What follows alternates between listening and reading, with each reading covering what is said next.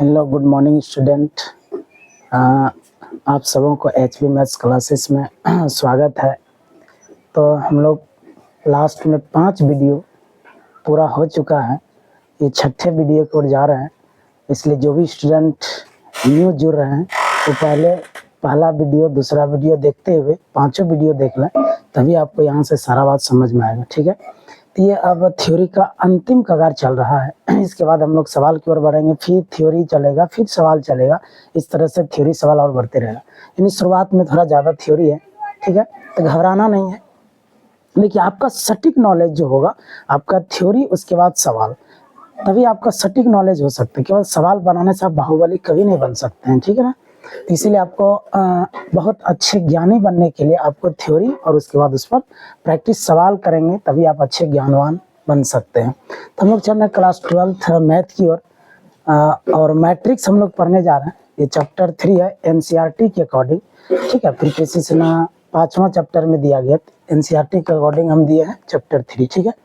तो हम लोग 11 प्रकार पढ़ लिए थे, ठीक है। तो हम लोग चल रहे हैं 12वां प्रकार में, lower triangular matrix. Lower triangular matrix, ठीक है।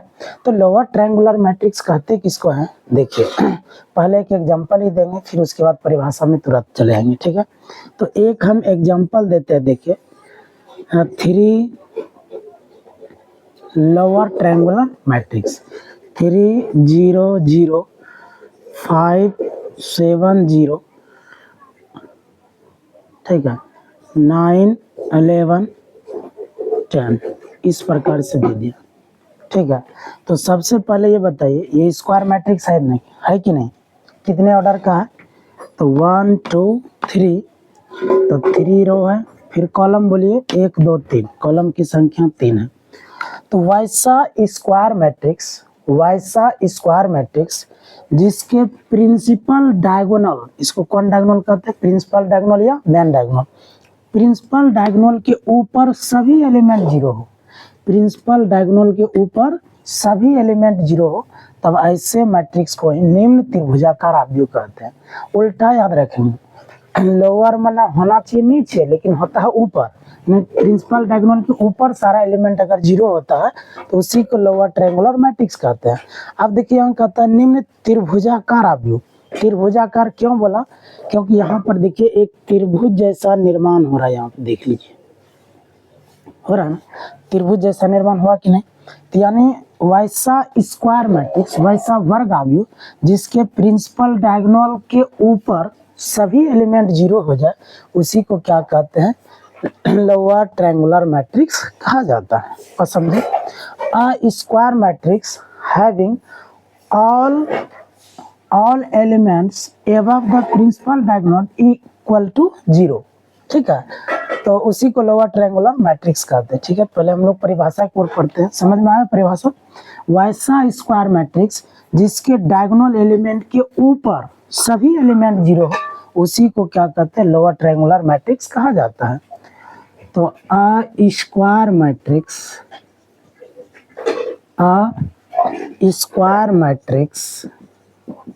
having all elements above the principal diagonal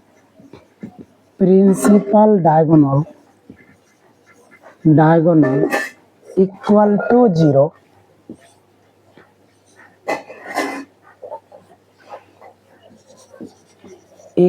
to 0, is called lower triangular matrix, is called lower triangular matrix. देखिए, तो लोअर ट्रायंगुलर मैट्रिक्स आपने किसको कहा गया, अ स्क्वायर मैट्रिक्स। हिंदी मीडियम वाले अभी टेंशन नहीं लीजिएगा।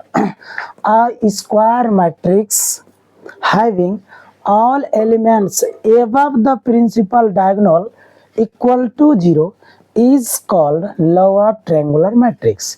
यानी ये क्या कहता है समझिए, अ स्क्वायर मैट्रिक्स मतलब वैसा वर्गाकार आव्यूह, अ स्क्वायर मैट्रिक्स मतलब वैसा वर्गाकार आव्यूह, हैविंग जिसके पास हो ऑल एलिमेंट मतलब सभी अवयव, ऑल एलिमेंट मतलब सभी एलिमेंट एवब मना ऊपर, एवब मना ऊपर, the principal diagonal equal to 0। इसका मीनिंग क्या हुआ कि वैसा स्क्वायर मैट्रिक्स जिसके पास प्रिंसिपल डायगोनल के ऊपर, एवब मना ऊपर, प्रिंसिपल डायगोनल के ऊपर सभी एलिमेंट क्या हो, इक्वल टू 0 मतलब 0 के बराबर होना चाहिए। वैसा स्क्वायर मैट्रिक्स जो डायगोनल एलिमेंट के ऊपर सभी एलिमेंट 0 हो, उसी को कहा जाता है लोअर ट्रायंगुलर मैट्रिक्स। और समझ में आ गया? यानी वैसा वर्गाकार आव्यूह जिसमें प्रिंसिपल डायगोनल के ऊपर सभी एलिमेंट 0 हो। तो जो हिंदी वाले हैं लिख लीजिए हिंदी, वैसा वर्ग आव्यूह जिसमें प्रिंसिपल डायगोनल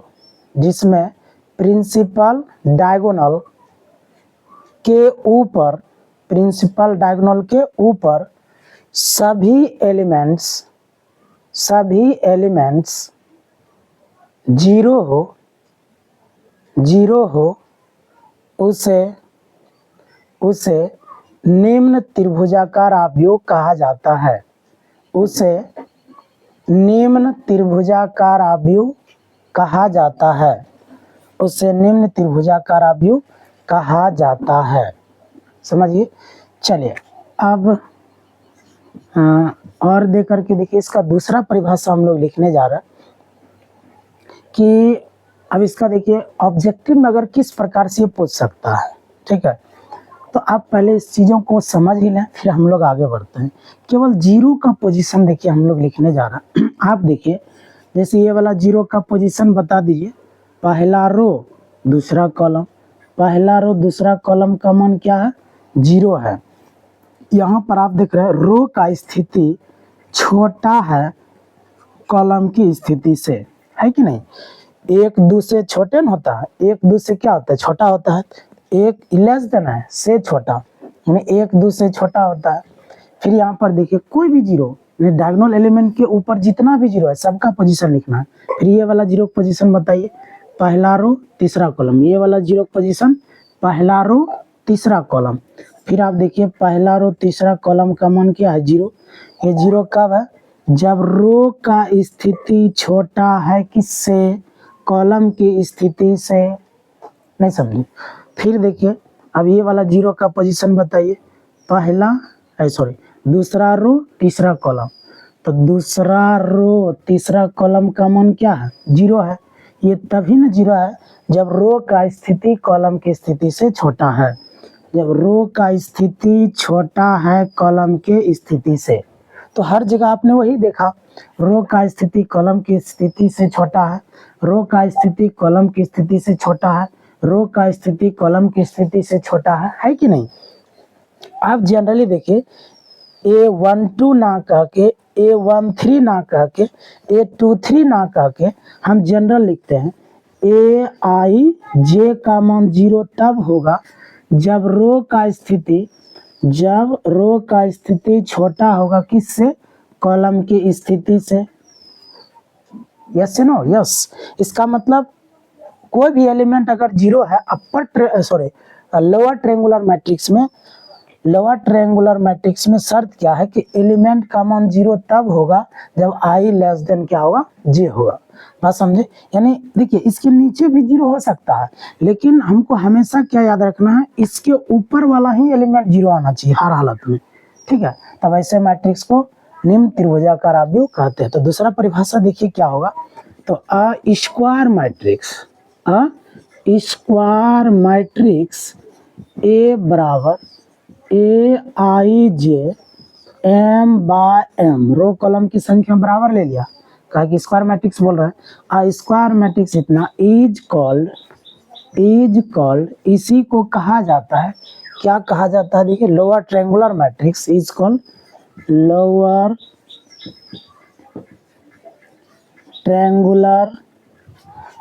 ट्रायंगुलर मैट्रिक्स कहा जाता है, इसको लोअर ट्रायंगुलर मैट्रिक्स इफ, यदि, यहाँ शर्त यही होगा, तो मैट्रिक्स के अंदर जो एलिमेंट होगा यानी ये पूरे का मान 0 होगा, इफ ए आई जे, इस पूरे का मान 0 होगा कब? जब रो का स्थिति छोटा होगा कॉलम की स्थिति से, जब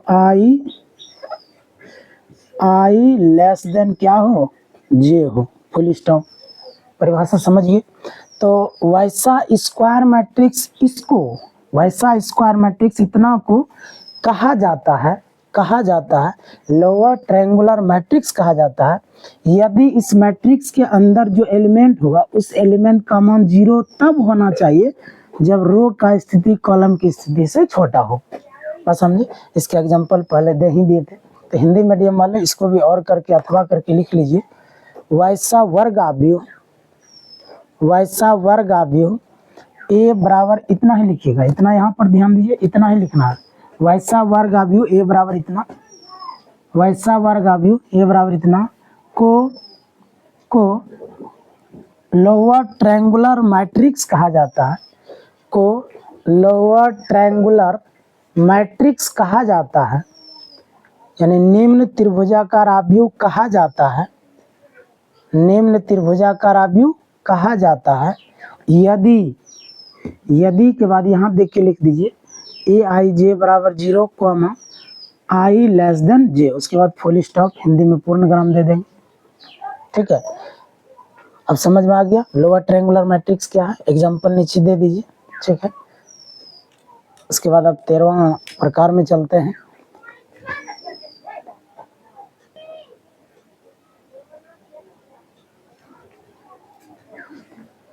चल देखिए, अब हम लोग बढ़ते हैं 13वां प्रकार की ओर। 13 अपर ट्रायंगुलर मैट्रिक्स, उच्च त्रिभुजाकार आव्यूह, अपर ट्रायंगुलर मैट्रिक्स।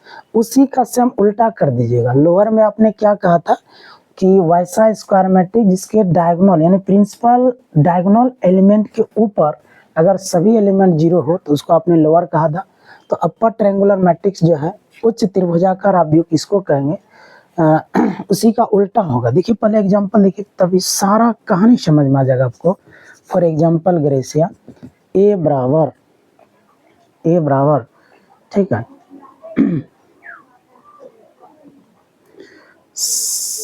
7 3 2 0 5 11 0 0 -6 ऐसा दे दिया।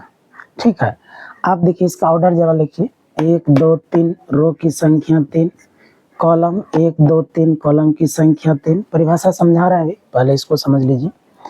तो रो की संख्या कितना है? 1 2 3 रो की संख्या 3, कॉलम कितना है? 1 2 3 कॉलम की संख्या 3। जैसे रो और कॉलम की संख्या बराबर हो जाए इसका मतलब वो कैसा मैट्रिक्स है?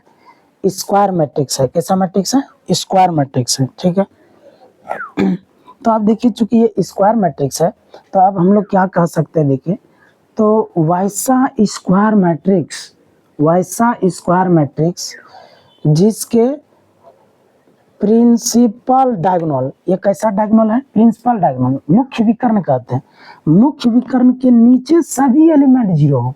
आप देखिए अपर माना ऊपर होना चाहिए लेकिन उल्टा याद रखेंगे। अपर माना नीचे का एलिमेंट 0 हो सब। किसके नीचे? तो प्रिंसिपल डायगोनल के नीचे। अगर प्रिंसिपल डायगोनल के नीचे सभी एलिमेंट 0 हो तब ऐसे मैट्रिक्स को ही क्या कहते हैं? अपर ट्रायंगुलर मैट्रिक्स यानी उच्च त्रिभुजाकार आव्यूह कहा जाता है। जैसे आप देखिए यहाँ त्रिभुजाकार क्यों बोला? क्योंकि यहाँ पर एक त्रिभुज जैसा डिजाइन बन गया। देखिए बना ना त्रिभुजाकार डिजाइन, इसीलिए त्रिभुजाकार भी नाम इसमें जोड़ा है। तो वैसा वर्ग आव्यूह, वैसा स्क्वायर मैट्रिक्स जिसके डायगोनल एलिमेंट या मेन डायगोनल कहते हैं, प्रिंसिपल डायगोनल कहते हैं, जिसके प्रिंसिपल डायगोनल के नीचे सभी एलिमेंट 0, वैसा स्क्वायर मैट्रिक्स जिसके प्रिंसिपल डायगोनल के नीचे सभी एलिमेंट 0 हो उसी को क्या कहते हैं? अपर ट्रायंगुलर मैट्रिक्स कहा जाता है। देखिए वहां पर ऊपर में यही लिखे हैं, अ square matrix having all elements below माने नीचे, बिलो द प्रिंसिपल डायगोनल यानी प्रिंसिपल डायगोनल के नीचे इक्वल टू 0 माना सारा एलिमेंट 0 हो, उसी को इज कॉल्ड कहा जाता है अपर ट्रायंगुलर मैट्रिक्स कहा जाता है उसी को। यानी वैसा स्क्वायर मैट्रिक्स जिसके प्रिंसिपल डायगोनल के नीचे सभी एलिमेंट 0 हो उसी को अपर ट्रायंगुलर मैट्रिक्स कहा जाता है।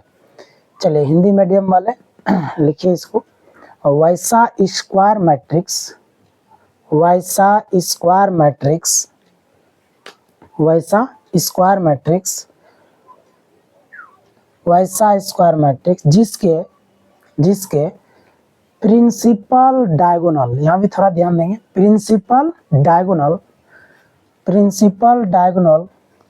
के नीचे, प्रिंसिपल डायगोनल के नीचे सभी एलिमेंट्स जीरो हो, सभी एलिमेंट्स जीरो हो, उसे उच्च त्रिभुजाकार आव्यूह कहा जाता है, उसे उच्च त्रिभुजाकार आव्यूह कहा जाता है, उसे उच्च त्रिभुजाकार आव्यूह कहा जाता है। कोई दिक्कत हिंदी मीडियम वाले? चलिए जिसको भी प्रॉब्लम होगा हिंदी मीडियम वाले को भी कमेंट में आप जरूर कुछ मैसेज करें, जिसको भी जो भी प्रॉब्लम है। और मतलब हो गया या अथवा, इसका दूसरा परिभाषा देखिए, यहीं से तो बात ये क्लियर होगा। पहले तो स्क्वायर मैट्रिक्स होना जरूरी है। चलिए हम जीरो का पहले पोजीशन लिखते हैं, फिर वहां पर समझ में आ जाएगा। तो बताइए इस जीरो यानी डायगोनल एलिमेंट के नीचे सारा एलिमेंट जीरो हो, तो जीरो का ही पोजीशन आपको लिखना है, ठीक है ना। जैसे ये वाला जीरो का पोजीशन क्या होगा, देखिए दूसरा रो पहला कॉलम, तो ऐसे लिख सकते हैं। देखिए दूसरा रो पहला कॉलम का मान जीरो है। जीरो तब ना है जब रो का स्थिति बड़ा है कॉलम की स्थिति से। हम लोग जानते हैं ना, दो बड़ा होता है किससे, एक से। सही है गलत? सही है।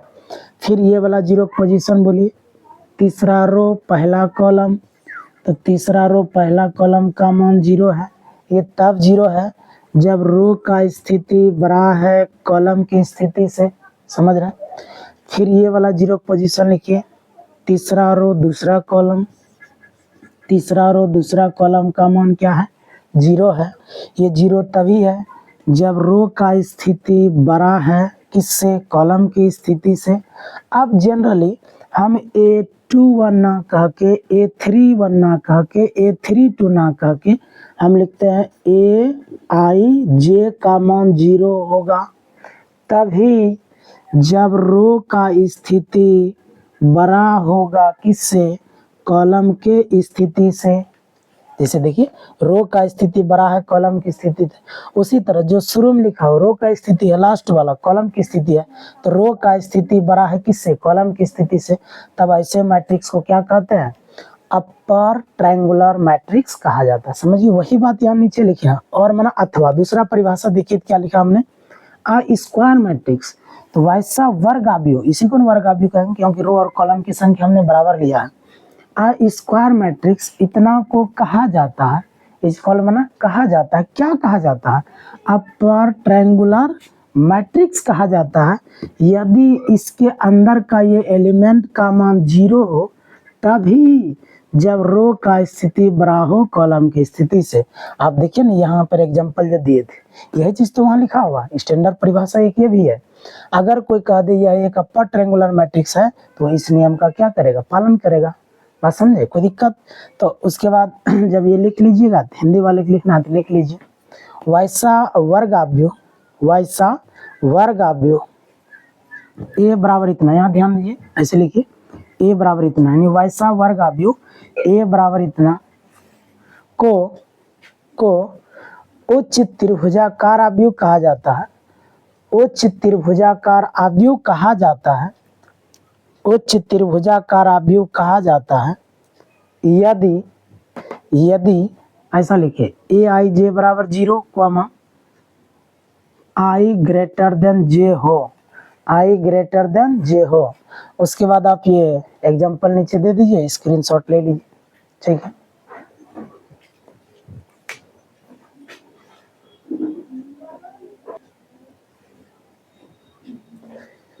चल देखिए अब हम लोग रिमार्क की ओर बढ़ते हैं। रिमार्क मतलब टिप्पणी होता है, मतलब जो भी कुछ पहले पढ़ते हैं ना उसी को शॉर्ट रूप में जब हम लोग लिखा करेंगे तो उसको रिमार्क में लिखते हैं, यानी टिप्पणी कहा जाता है। यदि इंग्लिश मीडियम वाले इफ लिखेंगे, ठीक है। यदि ए एक मैट्रिक्स है, पहले बता चुके हैं, कोई बता दीजिए इसका खास नाम। प्रिंसिपल डायगोनल को छोड़कर अगर ऊपर नीचे सभी एलिमेंट जीरो हो प्रिंसिपल डायगोनल या मेन डायगोनल कहते हैं। प्रिंसिपल डायगोनल को छोड़कर अगर ऊपर नीचे सभी एलिमेंट अगर जीरो हो जाए तब ऐसे मैट्रिक्स को विकर्ण अवयव कहते हैं, डायगोनल मैट्रिक्स कहते हैं। ये पीछे हम लोग परिभाषा में पढ़ चुके थे, पढ़े थे कि नहीं? तो वैसा इसका मतलब मेन डायगोनल को छोड़कर बाकी ऊपर नीचे सभी एलिमेंट जीरो है, इसको क्या कहते हैं? विकर्ण अवयव कहते हैं, डायगोनल मैट्रिक्स कहते हैं। तो ये हमने लिखा यदि a बराबर इतना एक क्या है? डायगोनल मैट्रिक्स है यानी विकर्ण अवयव है, तब a बराबर, इसी को ऐसे भी लिखा जाता है। देखिए क्या लिखेगा ऐसे, DIAG, इसको पढ़ेंगे डायगोनल, यहाँ जो लिखा ना डायगोनल, इसी को शॉर्ट में क्या लिखते हैं? DIAG, डायगोनल पढ़ेंगे। तो डायगोनल मैट्रिक्स, अब इसको लिखते कैसे? देखिए ये जो डायगोनल एलिमेंट है यानी मेन डायगोनल एलिमेंट जो है या प्रिंसिपल डायगोनल जो है उसमें जितना भी एलिमेंट है उसको ऐसे लिखेंगे। पहले यहाँ इसी को समेट कर ऐसा लिखता है, यानी A, फिर क्या लिखेंगे B, फिर क्या लिखेंगे C, बस इसी को ऐसे समेट के ऐसा लिख दिए। लेकिन इसको जैसे समेटिएगा आगे क्या लिखना पड़ेगा? DIAG, इसको पढ़ना है डायगोनल मैट्रिक्स ABC। फिर इसको खोलेगा तो ये बन जाएगा, समझ रहे?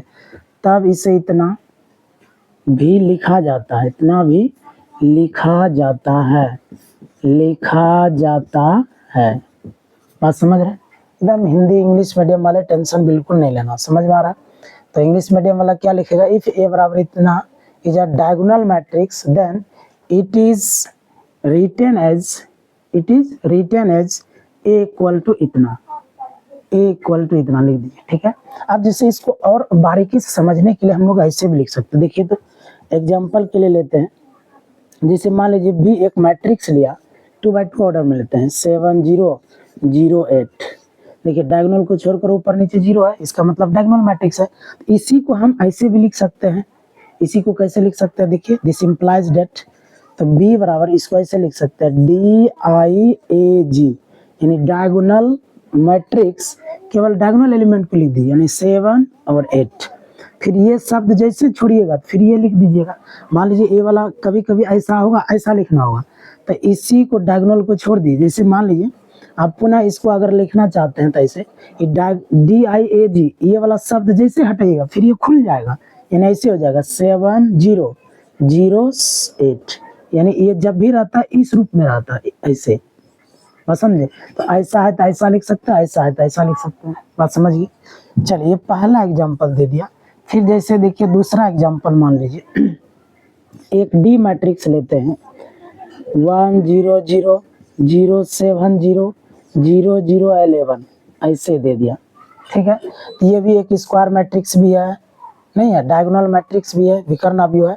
तो 1 7 0, तो इसी को आप समेट के कैसे लिखिएगा? फिर देखिए तो D बराबर DIAG पढ़ेंगे डायगोनल मैट्रिक्स। आप जितना डायगोनल एलिमेंट है उसको लिख दीजिए, यानी 1, उसके बाद फिर क्या लिखेंगे? 7, उसके बाद फिर क्या लिखेंगे? 11, ऐसे लिख दीजिए। तो इसी को समेट के ऐसे भी लिखता है, आप समझिए? अगर इसको फिर DIAG हटाइएगा फिर ये खोल के फिर यही हो जाएगा। जैसे मान लीजिए पुनः इसको लिखना चाहेंगे, अगर DIAG शब्द हटा दीजिएगा तो यहाँ पर कौन होगा? पहले 1, फिर हो जाएगा 0 0, ये पहला रो में होता है, ये दूसरा रो में, ये तीसरा रो में।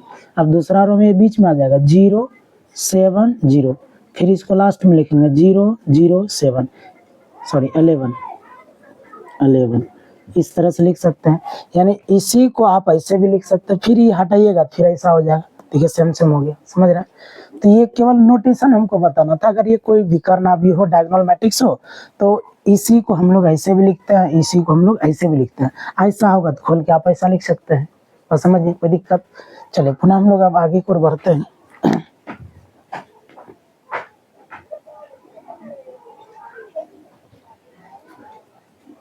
चल देखिए अब हम लोग आगे की ओर बढ़ते हैं।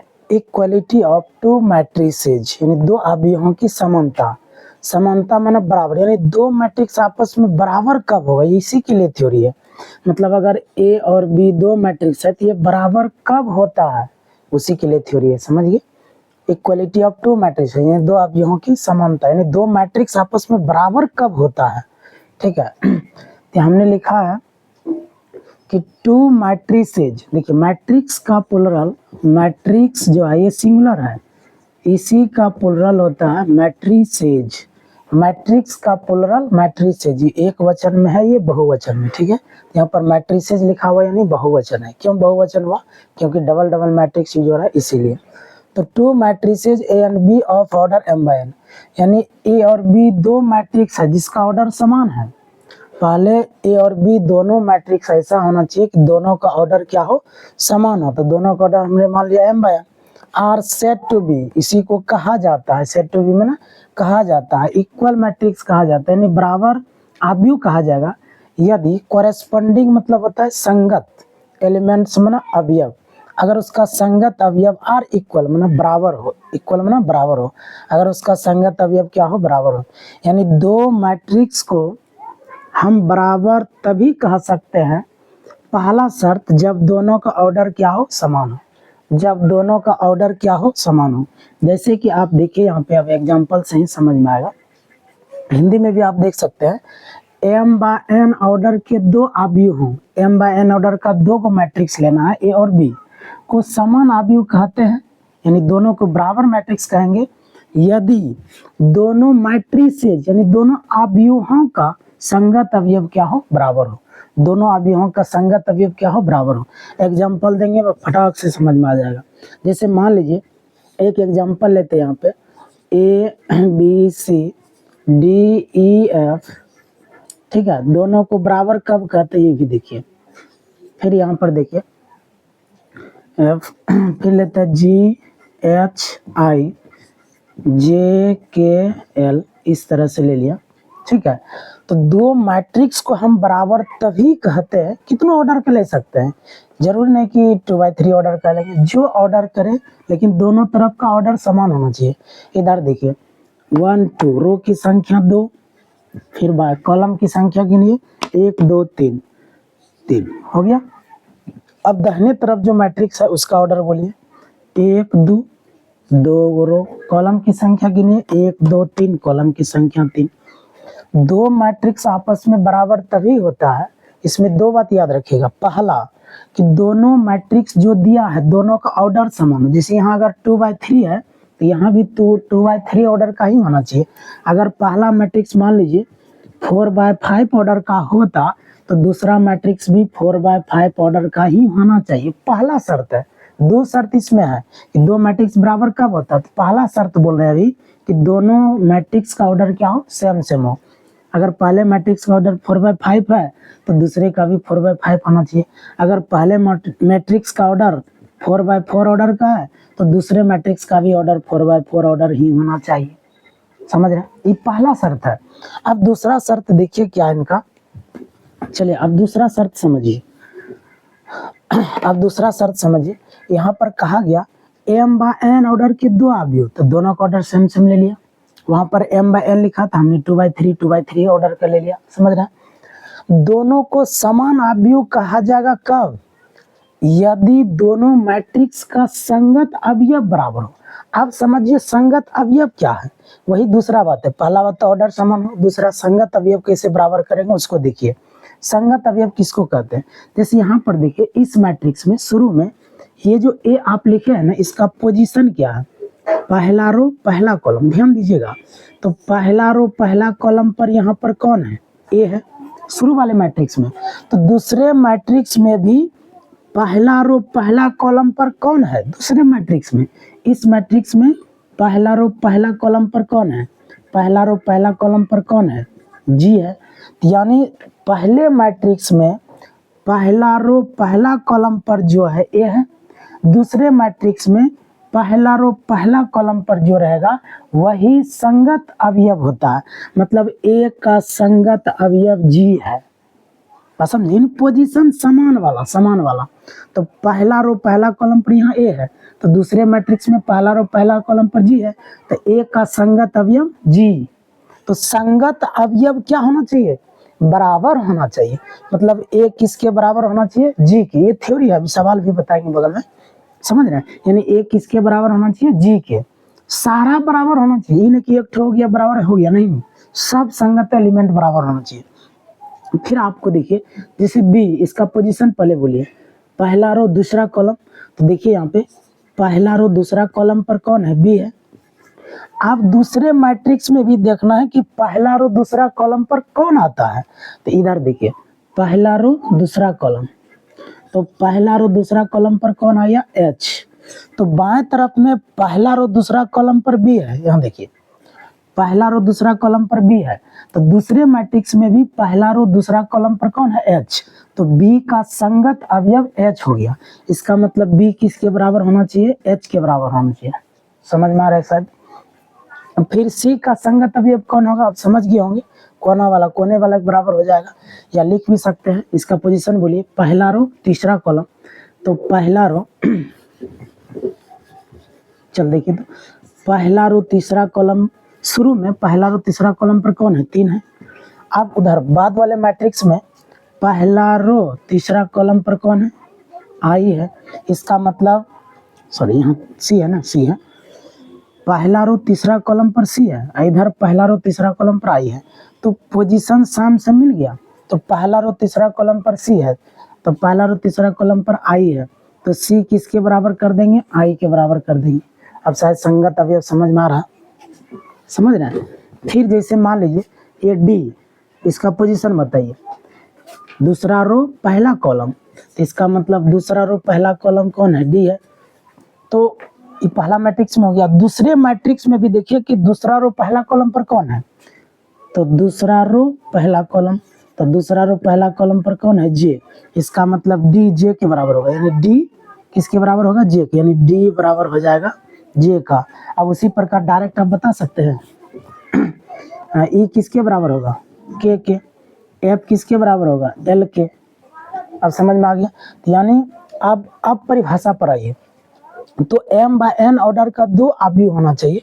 जैसे हमने 2/3 2/3 ऑर्डर का 2 मैट्रिक्स ले, खाली ऑर्डर दोनों सेम होना चाहिए, बात ध्यान दें। तो A और B 2 मैट्रिक्स, मान लीजिए इसका नाम A रख देंगे, इसका नाम B रख देंगे, को समान अवयव कहते हैं, दोनों को बराबर मैट्रिक्स कहा जाएगा यदि दोनों मैट्रिक्स का संगत अवयव क्या हो, बराबर है। मतलब A किसके बराबर होना चाहिए, बोलिए G के, यानी A बराबर होना चाहिए G के, फिर सेमीकोलन, B बराबर होना चाहिए, B बराबर होना चाहिए H के, फिर C बराबर होना चाहिए किसके, I के, फिर बोलिए D किसके बराबर होना चाहिए, J के, फिर बोलिए E किसके बराबर होना चाहिए, E बराबर K, F बराबर L, F बराबर L। समझिए। अब इस पर एक एग्जांपल देते हैं। जैसे मान लीजिए एग्जांपल 2 मैट्रिक्स लिया, 1 2 5 7 1 0 बराबर 1 2 5 7 1 0। अब देखिए दोनों का ऑर्डर समान है कि नहीं, पहले इसका भी ऑर्डर है 2/3, इसका भी ऑर्डर है 2/3, ठीक है। संगत अवयव बराबर है, देखिए तो 1 1 के बराबर है, 2 2 के बराबर है, 5 5 के बराबर है, 7 7 के बराबर, 1 1 के बराबर, 0 0 के बराबर। इसका मतलब ये दोनों मैट्रिक्स आपस में बराबर है। तो यही याद रखना कि 2 मैट्रिक्स आपस में बराबर तब होता है जब पहला शर्त क्या हो गया, दोनों का ऑर्डर समान हो, दूसरा शर्त हो गया संगत अवयव बराबर हो, ठीक है। तो आशा करते हैं आप सबों को समझ में आ गया होगा। तब थ्योरी यहाँ से खत्म हो गया। अब अगला वीडियो में हम लोग अब सवाल की ओर बढ़ेंगे, ठीक है। तो आज के लिए इतना ही। अगर समझ में आ रहा है तो आप जल्द से जल्द लाइक करें, सब्सक्राइब करें, दोस्तों के साथ शेयर भी जरूर करें, ठीक है। तब हम लोग अगले वीडियो में जो है अब सवाल को लेकर के आगे बढ़ेंगे। थ्योरी अब कंप्लीट हो गया, आगे फिर उसी तरह थ्योरी और सवाल चलते रहेगा, ठीक है। अभी घबराइएगा नहीं, ये चैप्टर थोड़ा लंबा है, ठीक है ना। ये थोड़ा लंबा चैप्टर है, इसलिए घबराना नहीं है। जो भी प्रॉब्लम हो डिस्क्रिप्शन बॉक्स में जरूर आप कमेंट करें, ठीक है। उसके समस्या का समाधान हम जरूर करेंगे। आज के लिए इतना ही, ठीक है। Thank you, bye.